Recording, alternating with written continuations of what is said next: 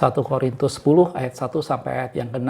Aku mau supaya kamu mengetahui saudara-saudara bahwa nenek moyang kita semua berada di bawah perlindungan awan dan bahwa mereka semua telah melintasi laut. Untuk menjadi pengikut Musa, mereka telah dibaptis dalam awan dan dalam laut. Mereka semua makan makanan rohani yang sama dan mereka minum minuman rohani yang sama. Sebab mereka minum dari batu karang rohani yang mengikuti mereka dan batu karang itu ialah Kristus. Tetapi sungguh pun demikian, Allah tidak berkenan kepada bagian yang terbesar dari mereka karena mereka ditewaskan di padang gurun. Semuanya ini telah terjadi sebagai contoh bagi kita untuk memperingatkan kita, supaya jangan kita menginginkan hal-hal yang jahat seperti yang telah mereka perbuat. Oke, shalom saudaraku, kita ketemu lagi channel Pelita Kakiku karena firman-Mu itu adalah pelita bagi kakiku dan terang bagi jalanku. Pada video ini saya ingin membahas mengenai sesuatu hal tentang baptisan yang gagal. Gitu ya. Di ayat yang pertama tadi kita lihat dalam firman Tuhan, biasanya kalau kita mengenal istilah baptisan, maka kita bicara selalu tentang baptisan air, dan itu biasanya kita kenal dalam istilah perjanjian baru, di mana di sana Yohanes Pembaptis menjadi satu pribadi yang tampil pertama kali dan menyatakan bahwa siapa yang bertobat maka hendaknya dia dibaptis. Tetapi dari ayat yang tadi kita baca dalam firman Tuhan dalam 1 Korintus 10 tadi, Paulus menggambarkan bahwa untuk menjadi pengikut Musa, mereka telah dibaptis dalam awan dan dalam laut. Karena sebelumnya dikatakan dalam ayat yang pertama, mereka berada dalam perlindungan awan.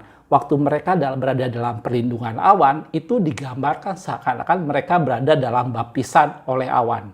Mereka dibaptis di dalam awan. Gitu ya. Dan kemudian dikatakan, dan mereka semua melintasi laut. Dan itu digambarkan bahwa mereka dibaptis dalam awan dan dalam laut.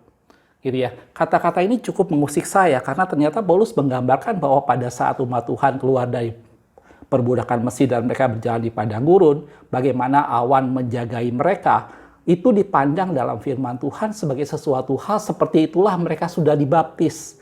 Seperti itulah baptisan bagi umat Tuhan, bagaimana mereka dibaptis dalam awan. Gitu ya. Dan pada saat mereka melintasi laut yang kering, yang kita tahu dalam firman Tuhan, laut terbelah dan umat Tuhan berjalan di tanah yang kering, dalam 1 Korintus tadi digambarkan mereka dibaptis dalam laut. Gitu ya. Dan ini menjadi sesuatu hal yang ingin kita lihat sama-sama, saudaraku. Tetapi tentunya fokus saya tadi bukan kepada seremonial baptisan itu sendiri, tetapi lebih bicara kepada esensi dari baptisan. Gitu ya, bahwa ini menjadi sesuatu bagaimana umat Tuhan mengalami pembaptisan pada waktu itu, pada saat mereka berjalan di padang gurun, mereka berada dalam perlindungan awan, itu berarti mereka dibaptis di dalam awan. Mereka melintasi laut, itu berarti digambarkan mereka dibaptis dalam laut. Gitu ya. Dan kemudian dilanjutkan di sana bagaimana mereka semua udah minum minuman rohani yang sama, yaitu batu karang yang mengikuti mereka, yaitu Kristus, yang dalam beberapa video saya sudah bahas. Dan terakhir digambarkan bahwa tetapi Allah tidak berkenan kepada sebagian besar dari mereka, sehingga mereka pada tewas di padang gurun. Gitu ya. Kenapa Allah tidak berkenan padahal mereka sudah dibaptis? Tadi dikatakan dalam firman Tuhan. Itu terjadi karena apa? Di ayat yang ke-6 tadi dikatakan, ini menjadi contoh, ini menjadi peringatan buat kita semua, bahwa supaya kita jangan menginginkan hal-hal yang jahat seperti yang mereka lakukan. Kita tahu bagaimana umat Tuhan selalu berkeluh kesah, bagaimana umat Tuhan selalu mengingat perkara-perkara yang di belakang, bagaimana mereka merasa bahwa di Mesir mereka keadaannya lebih baik. Untuk apa Musa memimpin mereka ke padang gurun, sedangkan di Mesir mereka bisa mendapat makanan yang lebih baik. Dan itu terus-terusan mereka lakukan.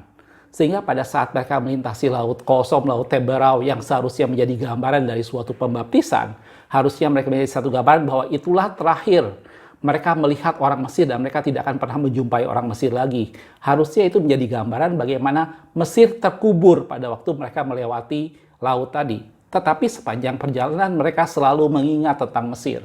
Gitu ya. Dan ini menjadi ilustrasi, menjadi suatu peringatan buat kita semua tentang suatu bentuk pembaptisan yang gagal. Baptisan yang gagal bukan karena tekniknya salah. Baptisan yang gagal bukan karena seremonialnya yang salah. Tetapi baptisan yang gagal karena dia tidak mencapai pada esensi dan tujuan yang sebenarnya dari sebuah baptisan. Gitu ya. Dan ini yang kita akan bahas sama-sama pada video ini. Gitu ya. Dan tadi kita lihat dalam firman Tuhan bagaimana setelah mereka dibaptis dalam awan, mereka melihat bagaimana penyertaan Tuhan, mereka melihat bagaimana perlindungan Tuhan, tetapi mereka masih terus berkeluh kesah. Dan itu menggambarkan bahwa mereka yang sudah dibaptis dalam awan, itu menjadi satu gambaran bahwa mereka mengalami kegagalan dalam baptisan, sehingga baptisan itu tidak ada gunanya, dan akhirnya mereka dibinasakan di padang gurun. Gitu ya. Ini kita akan lihat lebih banyak lagi, saudaraku, mengenai baptisan yang gagal. Gitu ya. Baptisan yang sama sekali tidak berdampak, baptisan yang sama sekali tidak ada gunanya. Gitu ya. Sekali lagi, saya tidak akan bahas mengenai masalah teknik atau seremonial baptisan. Kalaupun misalnya kita mau singgung sedikit, oke. Kalau kita mau singgung sedikit, saudaraku, di dalam firman Tuhan, memang kata baptisan itu berasal bahasa Yunaninya dari kata baptiso. Strong number-nya G907, yang sebenarnya artinya memang banyak. Dan itu di sana digambarkan itu ditenggelamkan, bisa di sana itu dibanjiri, itu dibasuh, itu dicelupkan. Itu semua bisa masuk dalam arti kata baptiso. Dan saya setuju kalau baptisan seremonial yang sekarang adalah dengan cara seorang dibaptis secara selam. Gitu ya. Saya dan keluarga semua kita dibaptis secara selam. Walaupun pada saat seremonialnya ada yang dibaptis dengan cara ditidurkan begitu, ada yang dibaptis dengan cara dia masuk ke bawah air secara vertikal, dan itu macam-macam. Gitu ya. Dan itu sebenarnya bukan menjadi sesuatu masalah. Nah sekarang kalau misalnya ada orang memperdebatkan, kemarin sempat ramai ada orang yang kemudian dibaptis dengan cara percik, gitu ya. Sebenarnya buat saya itu bukan sesuatu hal yang masalah, gitu ya. Sepanjang orang itu mengerti bahwa dibaptis adalah suatu bentuk gambaran seseorang membuktikan bahwa dia bertobat. Gitu ya. Baptisan menjadi bentuk, menjadi satu ekspresi, menjadi satu deklarasi bagaimana seseorang menerima Tuhan, bagaimana seseorang bertobat. Mungkin kita berpikir, bukankah pada waktu kita mengaku dosa di hadapan Tuhan, maka kemudian dan menerima Tuhan sebagai juru selamat kita, maka kemudian itu menunjukkan suatu pertobatan. Betul, saudaraku. Tetapi jangan lupa bahwa pertobatan itu harus kita deklarasikan di depan orang banyak. Gitu ya. Sama lah seperti contohnya misalnya pernikahan. Kita tidak bisa berpikir dengan pasangan kita, oh ya yang penting antara kita berdua dan Tuhan. Tidak bisa. Itu harus dideklarasikan di depan orang banyak. Dan seperti itu juga pertobatan kita, gitu ya. Kita tidak bisa berpikir, saya penting saya menerima Tuhan, menerima Yesus sebagai Tuhan dan Juru Selamat saya mengaku dosa saya, dan kemudian saya namanya bertobat. Memang itu betul, secara spiritual kita bertobat dan menerima Tuhan, tetapi itu harus dideklarasikan, gitu ya. Dan baptisan adalah bentuk deklarasi itu semua. Gitu ya. Maksud saya di sini adalah kita jangan terfokus pada masalah seremonialnya. Betul, kata baptisan berasal dari kata baptiso. Gitu ya. Tetapi sekali lagi saya bilang bagaimana dengan saudara-saudara kita atau orang lain yang kemudian melakukan baptisan secara percik. Saya cuma mau singgung sedikit aja saudaraku ya. Ada beberapa gereja memang yang melakukan hal itu. Maksud saya begini, gitu ya. Kalau Anda berada di gereja di mana gereja Anda melakukan baptisan percik, maka tidak perlu Anda meninggalkan gereja itu untuk kemudian mencari gereja di mana baptisnya dilakukan secara baptisan selam. Gitu ya. Tetap setia di sana, dan apapun metode yang mereka lakukan untuk dibaptis, lakukan itu sebagai satu bentuk bagaimana kita bertobat dan menyerahkan hidup kita kepada Tuhan. Kebalikannya, orang-orang yang berada di dalam baptisan di gereja dengan baptisan selam tidak usah merasa bahwa dia menjadi satu pribadi yang seakan-akan baptisannya lebih benar, gitu ya. Oke, kalau kita bilang tadi saya bilang dalam firman Tuhan, arti kata baptisan menjadi sesuatu itu adalah baptiso, ditenggelamkan. Gitu ya. Tapi sekali lagi kalau kita bicara soal metode atau tata cara, saya ngambil contoh yang kedua, bahwa banyak di antara kita atau di gereja kita semua, metode dan tata caranya sama sekali tidak sesuai dengan apa yang ada dalam firman Tuhan. Saya ngambil contoh adalah perjamuan kudus. Gitu ya. Siapa di antara Anda dan saya di gerejanya yang melakukan perjamuan kudus seperti hal yang dilakukan dalam firman Tuhan? Bagaimana sebuah roti yang kemudian dipecah, gitu ya, atau satu cawan yang kemudian secara bergiliran orang meminumnya. Bukankah itu yang digambarkan dalam firman Tuhan yang menggambarkan sebagai satu tubuh yang dipecah? Gitu ya. Dan satu cawan itu menggambarkan bagaimana itulah cawan darah Kristus, perjanjian yang baru yang kemudian dibagikan dan diminum satu persatu. Gitu ya. Bukankah kita semua melakukan dengan cara yang berbeda seperti yang terus dengan firman Tuhan karena banyak pertimbangan faktor lain? Gitu ya. Faktor kebersihan, faktor kesehatan, dan lain segala macam, sehingga kita tidak mungkin melakukannya seperti yang tertulis dalam Alkitab. Tetapi esensinya tetap benar. Gitu ya, esensinya tetap bagaimana kita melihat itu sebagai tubuh dan darah Kristus, dan kita menghargai itu untuk mengingat bagaimana Kristus telah mati dan memecahkan hidupnya bagi Anda dan saya. Hal yang sama dengan baptisan, gitu ya. Oke, saya bilang mungkin dalam firman Tuhan memang kita lihat 907, baptiso itu artinya diselam. Tetapi jangan pandang remeh, jangan pandang sebelah mata, atau ada orang yang menganggap bahwa saya harus pindah gereja nih, Karena di gereja saya baptisannya percik, tidak masalah, saudaraku. Gitu ya. Tetap setia dengan gereja Anda masing-masing gitu. Dan yang penting adalah bagaimana esensinya kita lakukan dengan sesuai dengan kata firman Tuhan. Kita lebih bicara esensinya ketimbang seremonialnya. Gitu ya. Saya punya kesaksian sederhana, saudaraku, tentang saudara saya, keponakan saya, bagaimana dia berada di satu gereja yang dibaptis secara persik. Tadi saya udah bilang, saya sekeluarga kita semua baptis selam, gitu ya. Saya punya ponakan yang dibaptis secara percik, gitu ya. Dan saya bilang itu tidak masalah, gitu ya. Yang penting Anda mengerti, yang penting kamu mengerti bahwa kamu dibaptis karena kamu menyerahkan hidupmu pada Tuhan.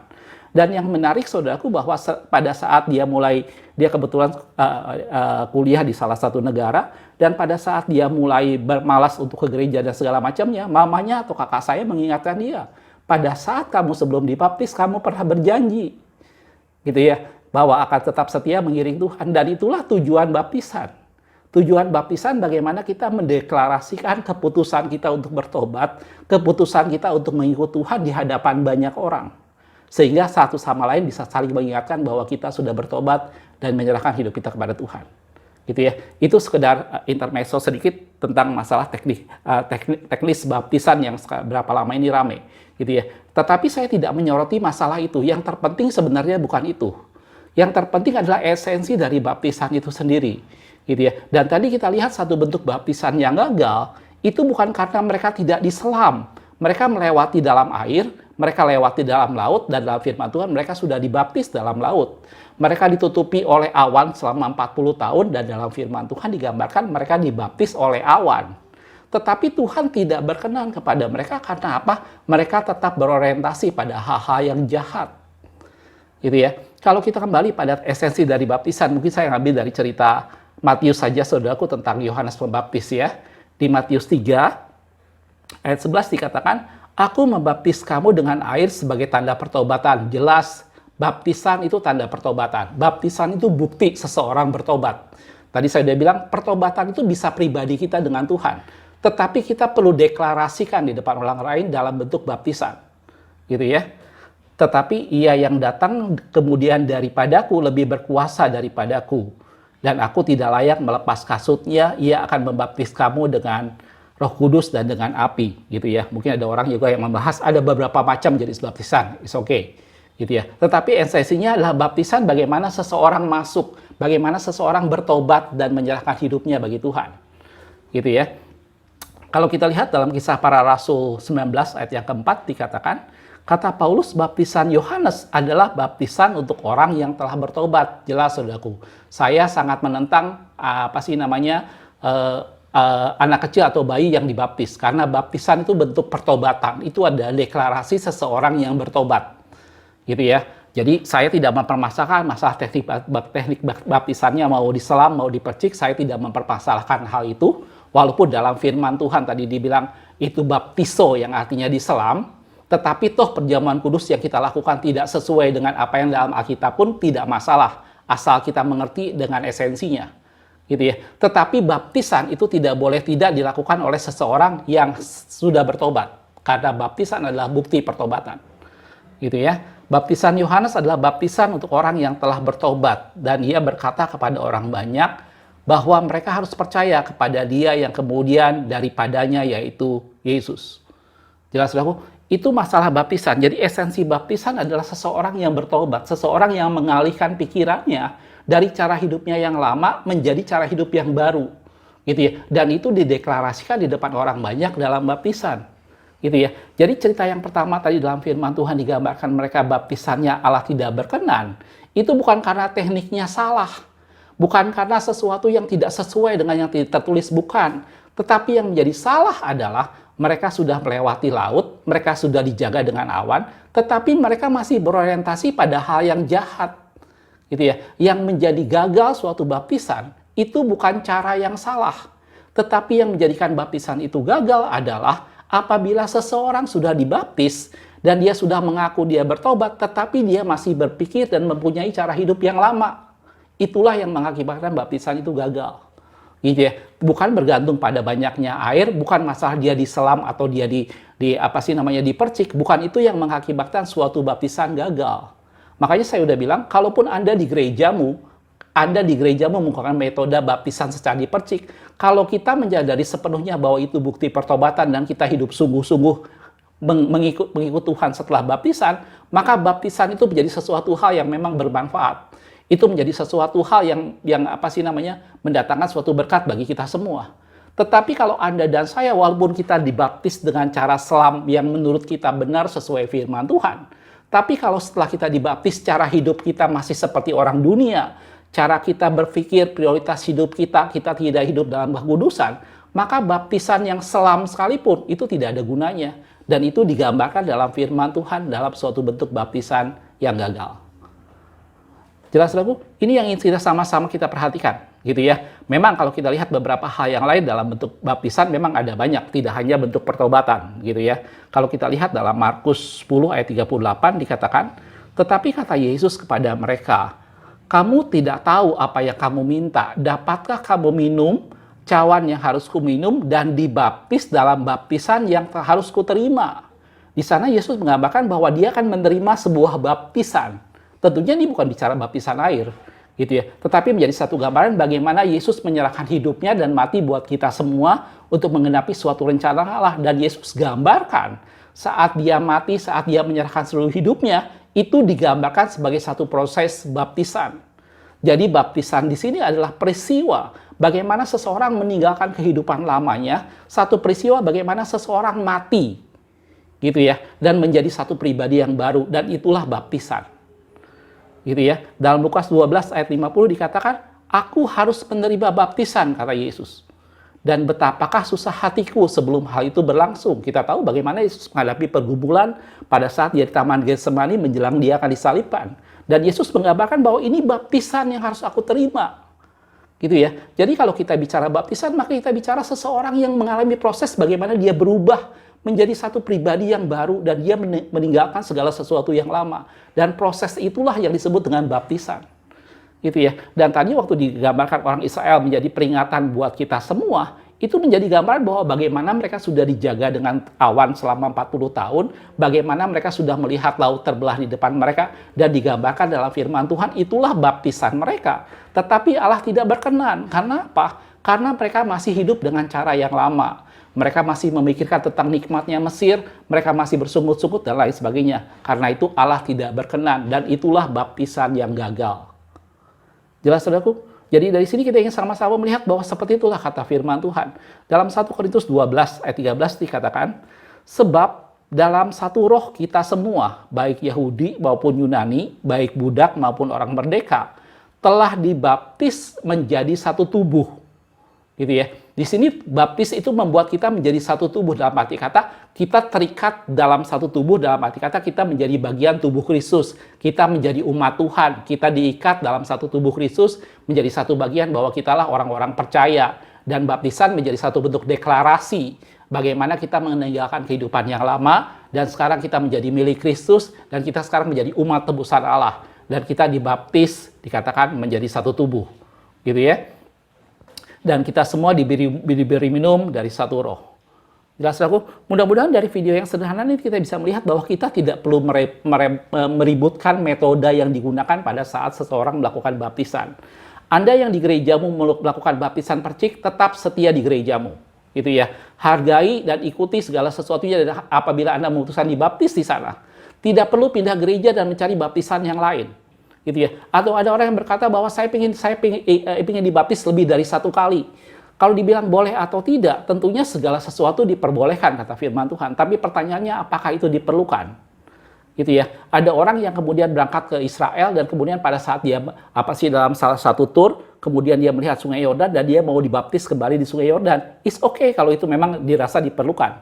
Tapi kalaupun tidak dilakukan kembali nggak masalah. Yang penting kita mengerti bahwa saya sudah dibaptis menjadi satu gambaran bahwa saya punya keputusan untuk saya menyerahkan hidup saya kepada Yesus, untuk saya menjadikan Kristus sebagai prioritas hidup saya dan meninggalkan kehidupan saya yang lama. Gitu ya. Jadi kalau Anda sudah dibaptis percik misalnya di gerejamu, tetap setia di sana, gitu ya. Tidak ada yang salah dengan itu semua, tapi hargai proses baptisan yang pernah Anda lakukan. Gitu ya. Kebalikannya, Anda yang sudah dibaptis selam di gereja tidak usah berpikir, oh berarti saya otomatis berada dalam keselamatan. Kalau kita tidak hidup benar di hadapan Tuhan, kalau kita tidak meninggalkan kehidupan kita yang lama, maka baptisan sekalipun itu menjadi satu baptisan yang gagal. Jelas, saudaraku? Mudah-mudahan dan ini semua membuat kita semakin mengerti bahwa baptisan itu menjadi satu peristiwa bagaimana kita mati, bagaimana kita meninggalkan kehidupan kita yang lama, bagaimana kita menanggalkan setiap keakuan kita dan mengenakan Kristus, bagaimana apa yang dahulu menjadi keuntungan sekarang ku anggap rugi karena Kristus, dan aku tidak memandang lagi apa yang di belakangku, tetapi memandang pada Kristus. Kristus yang menjadi prioritas, Kristus yang kita ikutin, Kristus yang menjadikan sesuatu dalam diri kita bahwa bukan lagi aku yang hidup, tetapi Kristus yang hidup di dalam aku, dan itulah baptisan. Jelas aku? Satu ayat yang terakhir dalam 1 Petrus 3 ayat 21 dikatakan, dan jika kamu sekarang diselamatkan oleh kiasan, yaitu baptisan. Baptisan ini adalah sebuah kiasan, hanya sekedar sebuah kiasan. Gitu ya. Maksudnya bukan untuk membersihkan kenajisan jasmani, melainkan memohon hati nurani yang baik kepada Allah oleh kebangkitan Yesus Kristus. Gitu ya. Siapapun Anda yang menonton video ini, Anda dibaptis dengan percik, Anda dibaptis dengan selam, ingat bahwa Anda dan saya pernah mengambil keputusan untuk bertobat dan mendeklarasikan itu di depan banyak orang bahwa saya menerima Kristus, saya meninggalkan kehidupan saya yang lama. Gitu ya. Dan jaga itu semua. Tetap hidup sebagai satu pribadi yang meninggalkan kehidupan yang lama. Jangan berpikir lagi tentang Mesir, jangan berpikir lagi dengan cara dunia. Mari ubah cara pikir kita. Gitu ya. Mari berpikir dan berperasaan seperti pada Kristus. Mari makan firman Tuhan dan hiduplah dengan firman Tuhan. Dan itu menjadi satu bukti, itulah suatu baptisan. Gitu ya. Terlepas dari apapun metodenya, mari tinggalkan kehidupan kita yang lama sebagai bukti untuk kita menghargai sebuah baptisan. Gitu ya. Dan baptisan itu menjadi sesuatu hal yang bermanfaat, menjadi sesuatu hal yang membawa kita semua semakin dekat pada Tuhan. Bagaimana kita diikat menjadi satu tubuh Kristus. Dari gereja apapun juga, dari golongan apapun juga, dari metode pembaptisan apapun juga, kita semua. Apabila kita menghargai baptisan dan kita hidup benar di hadapan Tuhan sesuai dengan baptisan yang kita ambil, maka kita semua diikat menjadi satu tubuh Kristus. Jelas, saudaraku? Dan itu semua menjadi sesuatu hal yang seperti itulah dalam firman Tuhan tentang sebuah baptisan. Baptisan yang gagal bukan karena metodenya salah. Baptisan yang gagal karena kita tidak menghargai baptisan dan kembali pada kehidupan yang lama, kembali pada cara berpikir yang lama. Gitu ya. Dalam firman Tuhan dikatakan bahwa kalau biji itu tetap satu biji, maka dia tidak akan berbuah. Tetapi kalau dia jatuh dan mati, maka dia akan berbuah. Baptisan adalah titik awal bagaimana kita mematikan tubuh kita. Karena itu digambarkan bahwa kita mati bersama Kristus dan kemudian kita dibangkitkan bersama Kristus. Baptisan menjadi sesuatu hal bagaimana kita mengingat bahwa saya pernah memutuskan untuk hidup bersama dengan Kristus. Saya pernah memutuskan untuk meninggalkan kehidupan saya yang lama dan tidak hidup lagi dalam dosa. Dan itu adalah baptisan. Gitu ya. Jangan sampai baptisan Anda dan saya menjadi baptisan yang gagal. Apapun metode yang Anda lakukan. Gitu ya. Pastikan bahwa baptisan yang pernah kita lakukan tidak perlu kita lakukan berulang-ulang kalau Anda rasa tidak perlu. Gitu ya. Tapi baptisan ingat menjadi satu momen di mana kita mengingat suatu keputusan bagaimana kita memilih Kristus daripada dunia ini dan kita memilih mengikut Dia sampai pada akhirnya, dan itulah baptisan. Jelas, Bu? Makasih sudah menonton. Kita ketemu di video berikutnya. Tuhan Yesus memberkati.